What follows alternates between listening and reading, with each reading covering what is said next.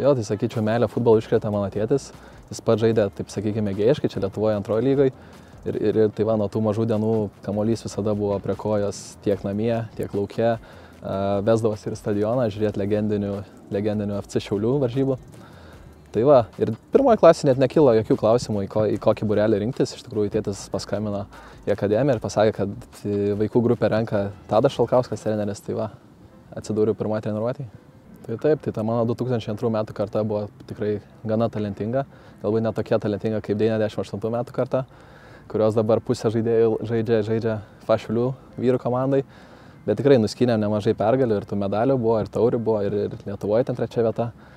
Ir po to, kada kokio 8 klasėje, kai buvom 14-15 metų, mus perėmė treneris Renatas Vestartas. Tai irgi ir laimėjome ir elitinę lygą, ir ten tarp 2 metais vyresnių, kaip minėjai, ir 3 vietą užėmėm. Ir po to atsirado komanda pirmoje lygoje vyrų. Ir kažkaip, sakykime, net tos gal mūsų kartos pagrindų buvo pastatyta ta komanda. Tai iš tikrųjų kažkokių didelių lūkesčių vyrų futbole kaip ir neturėjau. Bet netikėtai nelauktai treneris Renatas Vestartas pasitikėjo, sutikė šansą ir tą sezoną ten pražaidžiau beveik visas varžybas po 90 minučių. Kas tikrai, manau, iki pačios dienos buvo, sakykime, taip, tas sezonas, tie metai, kurie gal labiausiai išgrūdino.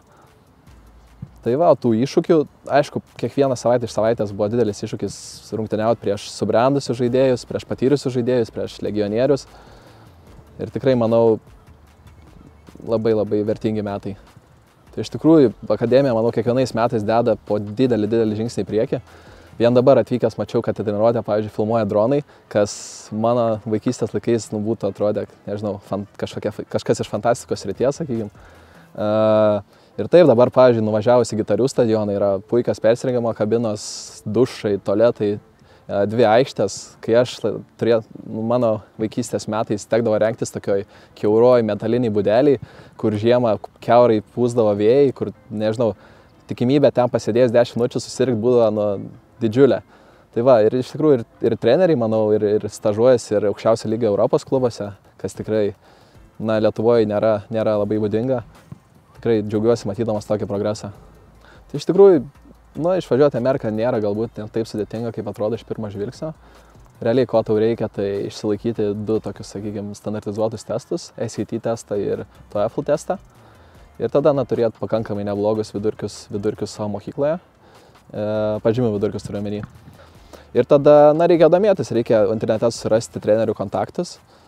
Ir viskas remiasi toliau tavo motivacija. Kiekvieną dieną reikia siųsti laiškus, siųsti savo tos vadinamus highlightsus, geriausių tavo, sakykime, epizodų žaidime klipukus, pilnų varžybų įrašus ir tikėtis, kad kažkurį trenerį tu sudominsi ir jis tau duos pasiūlymą atvykti mokytis į Ameriką.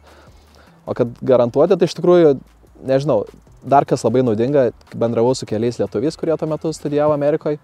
Tikrai jie davė tų naudingų patarimų, davė tos irgi kažkokios papildomos motivacijos siekti tikslo. Tai va, o kažką garantuoti vietą, tiesiog sakau, jeigu tu nustebinsi treneriui tu tiksi, tai ta vieta Amerikoje bus tavo. Tai va, sakykime, pirmi metai tikrai viršio lūkesčius, tiek sporto prasme, tiek mokslo prasme, tiek gyvenimo prasme. Tai va, galim pakalbėti šiek tiek apie tą futbolo pusę, tai komanda yra tikrai viena stipriausių šaly. Turim tiek puikius trenerius, tiek tiesiog puikias sąlygas siekti geriausių rezultatų. Tai legionierių, sakykime, nėra tiek daug. Be mūsų tos, sakykime, 2026 metų klasės komandai buvo gal tik 2-3 legionieriai iš Anglijos. Tačiau mano klasė yra tikrai ganėtinai marga tokia. Tai tiesiog aš iš Lietuvos, yra mano geras draugas iš Kipro, yra kitas berniukas iš Bermudų salų, taip pat yra dar vienas anglas. Tai įnešėm šiek tiek tos įvairovės į komandos atmosferą. O sezonas vyksta nuo rugsėjo pradžios ir tada priklauso kiek toli tu eini tam čempionate, tai gali tęstis ir iki gruodžio vidurio. Turim treniruotės kiekvieną dieną, kartais net po 2, rytais dažnai einam į džymą daryti tos vadinamus liftus. O varžybos būna 2-3 per savaitę, tai tikrai kartais būna reikalų suderinti mokslą su sportu.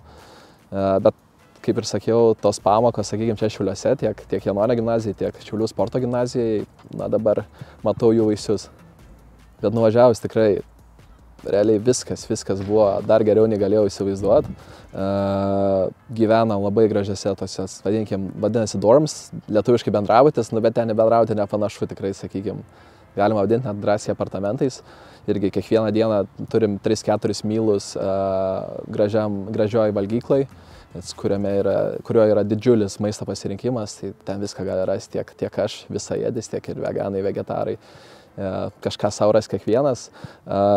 Mokslo pusė irgi įspūdinga, kiekvienas profesorius yra, sakykime, autoritetas savo srity, tai ten kiekviena paskaita yra atverianti akis.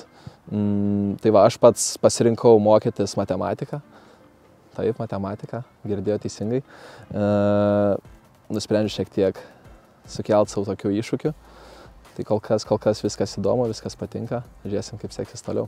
Jo, tai universitetas man irgi yra įsikūręs labai geroje vietoje. Tai Massachusetts valstija, kuri, sakykime, viena liberaliausių tokių yra valstijų Amerikoje. Tai yra 2 valandos nuo Bostono, 3 valandos nuo New Yorko. Tai lokacija, wow. Jeigu turi laisvą savaitgalį, gali važiuoti pasižmonėti į tokius miestus, kas irgi yra, sakykime, patirtis, apie kurią vaikystėje tik tai stekdavo svajoti. Tai Amerika iš tikrųjų yra keli breikai universitete, tai yra Thanksgiving break, tos padėkos dienos atostogos savaitės trukmės, tada yra pavasario atostogos savaitės trukmės. Tai per tas padėkos dienos atostogas teko nuvykti į New Yorką savaitį. Tai va, tai teko pagyventi tą, ką buvau matęs filmuose, sutikti įdomių žmonių, pamatyti tą visą gražią architektūrą, tos geltonas taksi, tai buvo labai smagi savaitė, o per, kur minėjai Spring Break, tai su komanda, kokį mūsų gal 16-17, skridom į Dominikos Respubliką, prie Karibų jūros. Tai irgi tas mėlynas, šviesiai mėlynas vanduo, palmės. Tai iš tikrųjų iš sporto pusės noriu laimėti tą NCAA Championshipą visos šalies su komanda. Žinau, kad ne šiais, o kitais metais jis bus Las Vegase. Tai įsivaizduoju, kad laimėti Championshipą Las Vegase. O iš mokslo pusės tai faktas, kad sėkmingai pasibaigti universitetą, iš tikrųjų susirasti tų draugų, padaryti tas pažintis, kurios tęstųsi visą gyvenimą, nes jos tikrai yra neįkainojamos. Ir taip pat, aišku, pamatyti kuo daugiau Amerikos, vis tiek ta galimybė tos 4 metus pagyventi tokioje šalyje gali daugiau gyvenime niekada ir nepasitaikyti. Tai tikrai reikia maksimaliai išnaudoti tą laiką ir tiesiog mėgautis kiekvieno momentu. O ką galiu palinkėti, iš tikrųjų, manau, kad per mažai lietuvių renkasi tokį įdomesnį kelią važiuoti, vykti, studijuoti į Ameriką.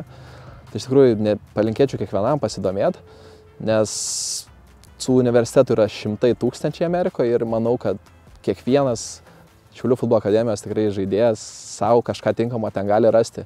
Ir jeigu galvojat, kad finansai kažkokia kliūtis, tai ne, iš tikrųjų dauguma universitetų tikrai sutikė labai solidžias stipendijas. Taip kad, prašau, pirmyn. Eina dabar prie kompiuterio, įsivedat Universities in America ir pradedat kelią savo svajonės link.